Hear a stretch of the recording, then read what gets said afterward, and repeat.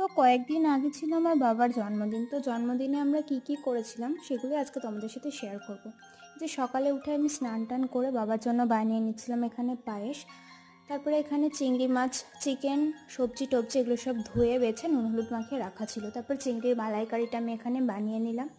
তারপরে এই যে এখানে চিকেন রান্না আমি অলরেডি শুরু করে দিয়েছি। চিকেনটা কষিয়ে নেওয়ার পর এই যে এটা ছিল চিকেনের ফাইনাল লুক। তারপরে যে সমস্ত রান্নাগুলো বাড়িতে হয়েছিল সেগুলোই এখানে সব ঠিকঠাক করে রাখা ছিল।